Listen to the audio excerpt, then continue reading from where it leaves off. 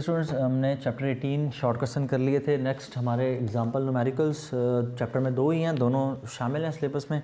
So next example 18.1, in a certain circuit the transistor has a collector current of 10 milli ampere. Collector current हमें given है and collector current is 10 milli ampere. So collector current is equal to 10 milli है तो 10⁻³ ampere. Next, and the base of 40 micro ampere. Base current हमें I B is equal to 40 micro 10⁻⁻6 ampere. What is the current gain of the transistor required. आपसे current gain transistor की बात हो रही है तो सिंबल क्या यूज़ होगा, beta. So beta is equal to I C over I B. बिल्कुल simple formula, one line numerical है जी। Beta is equal to I C over I B. So beta is equal to I C की value हमें given है 10⁻3, 10 into 10⁻3। Beta की value हमें given है 40 10⁻6।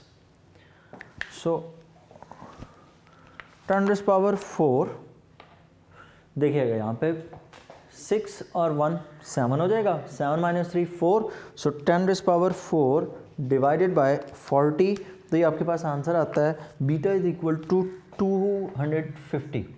तो इसकी गेन कितनी होगी, 250 टाइम्स कह लें। कितना बड़ा आपको सिग्नल देगा, साथ आप इसके साथ यूनिट मेंशन नहीं करेंगे। नेक्स्ट न्यूमेरिकल है 18.2, एग्जांपल 18.2। एग्जांपल 18.2 थोड़ी समझने वाली है। उसकी वजह ये कि डायग्राम बनी है और आप उसको देख के कंफ्यूज हो जाते हैं कि बुक पे ऐसा क्यों किया गया। डायग्राम मैंने आपकी आसानी के लिए पहले ही बना रखी, ये नेगेटिव ये पॉजिटिव। एक बात तो 100% श्योर है और वो ये, it is non inverting amplifier. Non inverting इसलिए है कि आपने इनपुट किसके साथ अटैच कर रखी है, पॉजिटिव के साथ। यहाँ पर आपको डिफरेंस के तौर पर क्या गिवन है, आउटपुट, और इनपुट की वैल्यू कुछ ना कुछ डाटा देखते हैं। Find the gain of the circuit shown in the figure. Circuit में कुछ भी नहीं है, सर्किट के अंदर बहुत कुछ छुपा हुआ है। अगर आप गौर से देखें तो इस सर्किट के अंदर दोनों रेजिस्टेंसेस की वैल्यूज़ आपको गिवन है। देखें दोनों रेजिस्टेंसेस लगती कहाँ पर है, इस नेगेटिव के साथ यहाँ पर अटैच होनी थी पॉजिटिव, जो कि सिरे से है ही नहीं, जिसका कनेक्शन ही नहीं है। अगर उसका कनेक्शन नहीं है तो R1 की वैल्यू कितनी होनी चाहिए, इन्फिनिटी। 2 पॉइंट्स है ना, ये लेट से 2 पॉइंट्स हैं, इन दोनों पॉइंट्स के दरमियान में कोई कनेक्शन नहीं है तो इनकी रेजिस्टेंस कितनी होगी, देयर रेजिस्टेंस इज इन्फिनिटी। ये बात हमने कहाँ पढ़ी, ये बात हमने पढ़ी आइडियल पोटेंशियल डिफरेंस मेजर करते वक्त। आइडियल पोटेंशियोमीटर जब हमने बनाया था, जब हमने चैप्टर 13 में एक दफ़ा इसे यूज़ किया आइडियल पोटेंशियोमीटर के केस में, दूसरी दफ़ा हमने इसको यूज़ किया था जब हम वोल्ट मीटर डिज़ाइन कर रहे थे। तब भी हमने कहा था कि अगर रेजिस्टेंस किसी तरीके से इन्फिनिटी हो जाए तब ये वोल्ट मीटर हमारे पास आइडियल होगा। तो 2 पॉइंट्स के दरमियान में अगर कनेक्शन ना हो तो रेजिस्टेंस कितनी होती है, इन्फिनिटी। और अगर 2 पॉइंट्स आपस में डायरेक्टली कनेक्टेड हैं तब रेजिस्टेंस कितनी होगी, ऑब्वियसली तब रेजिस्टेंस कितनी होगी, R2 is equal to 0। R2 यहाँ से नेगेटिव के साथ यूँ कनेक्ट होता है और R1 कहाँ होती है, इससे आगे यहाँ पर कहीं पर R1 लगती है, जो कि है ही नहीं सिरे से। जब उसका कनेक्शन ही नहीं बनाया तो उसकी वैल्यू कितनी हम पुट करेंगे, infinity.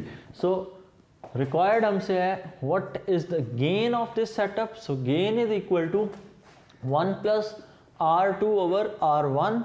So gain is equal to 1 plus R2 0, R1 infinity, something over infinity 0। So gain is equal to 1। तो इसके डाटा को थोड़ा सा देख लीजिएगा, आप इसको देख के कंफ्यूज हो जाते हैं। So it's not a big deal, सिर्फ और सिर्फ बात समझनी है, समझ के करेंगे तो मसला नहीं होगा। नेक्स्ट हम मूव कर रहे हैं जी एक्सरसाइज न्यूमेरिकल्स की तरफ।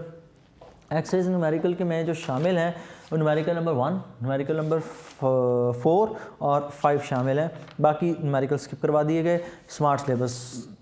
सो exercise numerical number 118.1 bit lengthier लेकिन आसान है क्योंकि इस चैप्टर में फार्मूलाज ही कितने को हमने पढ़े हैं। The current flowing into a base of a transistor is 100 microampere. So current flowing through base is equal to 100 microampere, which is equal to IB is equal to 10 raised power minus 4 ampere. 100 10 power 2 micro 10 power minus 6, 2 minus 6 minus 4. So next, find the collector current IC, its emitter current IE and the ratio IC over IE. Required आपके पास क्या क्या चीज़ें हैं? Required IC IE और फिर इन दोनों की ratio IC over IE is equal to question mark. If the value of the current gain beta is equal to 100, if beta is equal to 100, unit तो नहीं होगा उसका, सोल्यूशन आसान है, बहुत आसान. बीटा का फॉर्मूला लगा दें, beta is equal to I C over I B, यही फॉर्मूला है बीटा का. आई बी को उधर मल्टीप्लाई कर दें तो आई सी के लिए फॉर्मूला क्या हो जाएगा? I C will be equal to beta I B, I C is equal to beta 100, I B 10 raise power minus 4. ये कम होके और कम हो जाएगा, I C is equal to 10 raise power minus 2 ampere. Next दूसरा हिस्सा आई ई. हमने एमीटर करंट को पढ़ा था, एमीटर करंट इक्वल होता है I C plus I B. Simple formula I E is equal to I C की वैल्यू हमने अभी कैलकुलेट की 10 माइनस 2, बीटा की value 10 minus 4, 10 minus 2 plus 10 minus 4, 10 raise power minus 2 plus 10 raise power minus 4. तो ये हमारे पास आंसर आता है 0.01. So I C is equal to 0.01 ampere. 0.0101 लिखा है मेरे पास कंप्लीट आंसर, तो इट डजेंट मैटर. और बुक पे उसको वो यूज़ कर रहा है 10 मिली एम्पेयर, तो वो भी गलत नहीं है. मिली 10 रेज़ पावर माइनस 3 होता है, तो अगर आप इसको राउंड ऑफ करेंगे तो ये ऑटोमेटिकली 10 रेज़ पावर माइनस 3 बन जाएगा. आप इसको देखिएगा ज़रा, I C is equal to, अगर मैं इसको लिखूँ तो ये होगा 1 into 10 raise power minus 2 ampere. Milli चूँकि बनाना है, मिली 10 रेज़ पावर माइनस 3 होती है, तो 10 रेज़ पावर माइनस 3 पूरा करने के लिए मैं 10 यहाँ पे लिख रहा हूँ. सो नेक्स्ट ये है कि I C is equal to 10 raise power minus 2. अब हमने नेक्स्ट फाइंड करना है I E. So I E is equal to I C plus I B. I E is equal to I C की value, आई C की value हमने अभी calculate की 10 minus 2 plus I B 10 minus 4. So I E is equal to 10 minus 2 plus 10 raise power minus 4. I is equal to 10 raise power minus 2 plus 10 raise power minus 4. तो ये हमारे पास answer आता है 0.0101 एम्पेयर. आप चाहें तो इसको राउंड ऑफ करके बेशक लिख सकते हैं, पॉइंट को यहाँ पर मूव करवा दें. I E is equal to 10 milli ampere, जिसकी ज़रूरत बिल्कुल नहीं है. आप यहाँ तक भी लिख दें तो आंसर बिल्कुल ठीक है. नेक्स्ट हमने फाइंड करनी है ratio I C over I E. So I C over I E is equal to, I C की वैल्यू है 10 raise power minus 2, I E की वैल्यू है 0.0101. इन दोनों को अगर हम सॉल्व करें, -2 डिवाइडेड बाय 0.01, तो आंसर हमारे पास आता है I C over I E is equal to 0.990. और 0 लिखने की ज़रूरत नहीं, और यूनिट इसका नहीं है because it is a ratio. चूँकि ये रेशो है तो इसलिए इसका कोई यूनिट नहीं है. नेक्स्ट हमारा न्यूमेरिकल नंबर 18.4. तो 18.4 की डायग्राम और उसका डाटा वो मैंने पहले से ही लिख रखा है, सिंपल जिस तरह बुक पे है बिल्कुल वैसे की हमने बनाई. तो अब इसमें जो चीज़ आपने समझनी है वो ये कि हमें जो कॉम्बिनेशन गिवन है वो दो हैं. एक यहाँ से करंट, एक करंट यहाँ से फ्लो कर रहा है और दोनों इस पॉइंट पर इकट्ठे हो रहे हैं. और यहाँ से करंट मूव करता है इस तरफ. यहाँ पर जो करंट फ्लो कर रहा है मैं इसको नाम दे रहा हूँ I3 का. तो ये जो पॉइंट है ना, यहाँ पर किरचॉफ अपने रूल में ये कहता है कि current flowing towards a point I1 plus I2 is equal to I3, current flowing towards the point is equal to current flowing away from that point. तो जितना ये दोनों मिलके इस तरफ जा रहे हैं उतना ही वैल्यू आगे फ्लो कर रही है। बाकी डाटा की वैल्यूज़ आपको उसी तरह गिवन है, हमने फाइंड करनी है आउटपुट। नेक्स्ट इसमें अगर आप वैल्यूज़ पुट करें तो I1 की जगह हम पोटेंशियल डिफरेंस, अब I1 एक ये वोल्टेज और एक ये यूज़ होगा 0 वोल्ट। तो अगर इसको यूज़ करें तो आप यूँ लिख सकते हैं V1 माइनस 0 वाली वैल्यू का हमने नाम क्या दे रखा है, V prime divided bye R1। उसके बाद I2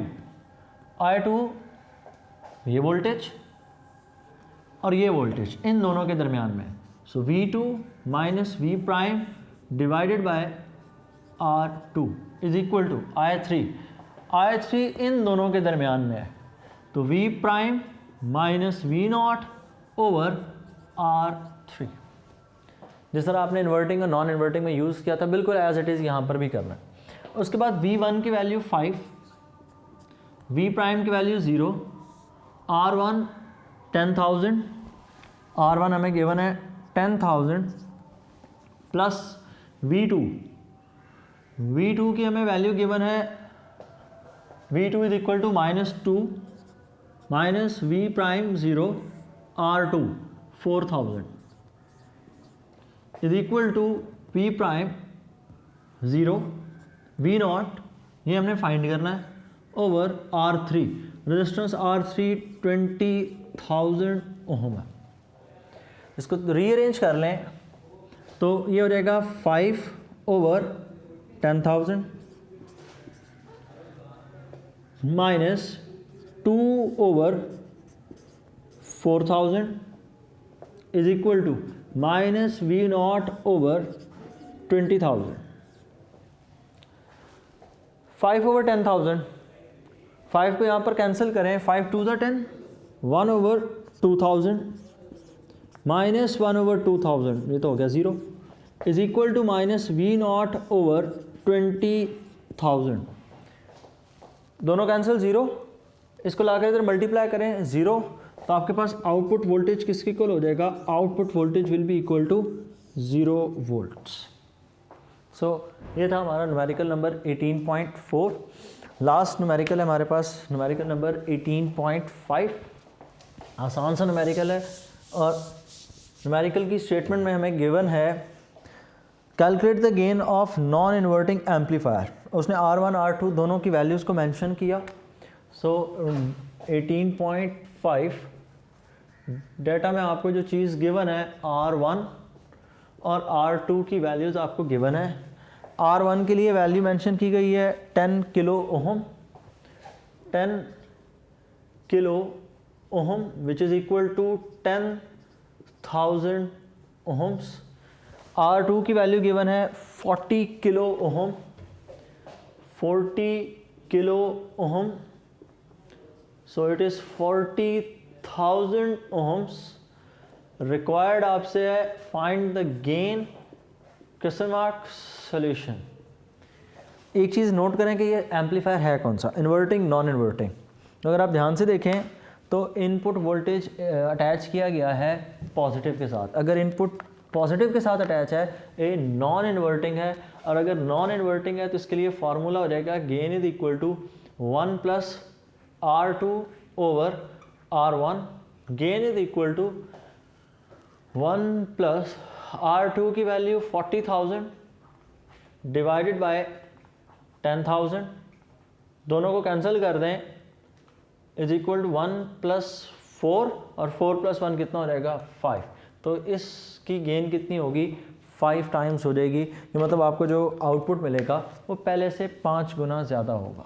सो ये था जी आपका चैप्टर 18। यहाँ तक आपका सिलेबस का 65% पोर्शन ख़त्म हो जाता है। नेक्स्ट हम आपको जब पढ़ाएंगे डॉन ऑफ मॉडर्न फिज़िक्स, तो वो चैप्टर 19 होप्स हो तब तक फ़िज़िकल क्लासेस दोबारा से स्टार्ट हो जाएं। अगर ना हो सका तो फिर भी इंशाल्लाह आपको हम इसी तरह कोई ना कोई चैनल ज़रूर बना देंगे जिससे आपको हम पहुंचा सके चीज़ें। मुझे दीजिए इजाज़त, अल्लाह हाफ़िज़।